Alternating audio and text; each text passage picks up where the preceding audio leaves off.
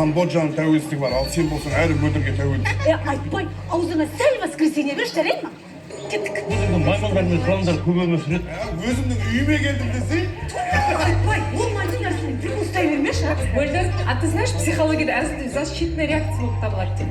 Негізінде адам әзілді қорқынышына қарсы қару ретінде пайдаланады. Онда бір-екі әзіл айтып, бір қоян қырғаулатып алу керек десей?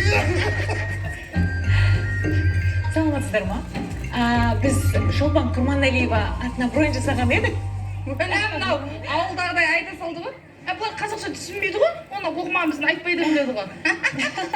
Excuse me, we booked rooms under the name of Шолпан Құрманәлиева. Біздің баламызды дейін. Немечка? Борис Арай. Күшті. Арай. Арай. Арай. Арай дей ма? Арай, қазақша сияқты. Камиль. Арай. Қош келдіңіздер. Сіздерді көргеніме қуаныштым. Нөмірлеріңіздің бәрін дайындап қойдым, жүріңіздер. Мәна, өзіміздің қазақтың қызы ғой, Күшті. Айттым ғой, бұлар біздікінен де күшті қып жасайды, кәттің габы болады. Осының бәрі әйелінің арқасы.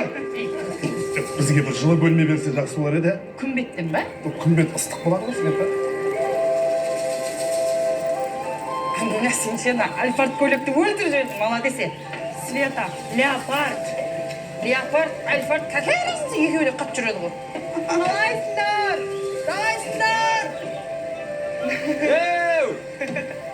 Қой, жүр. Давайте, жақсы дем алыңдар. Жақсы.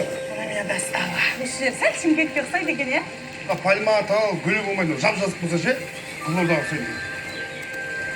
Мәна, біздің номер ғой? Ойбай! Шынай! Кино ғой, ну!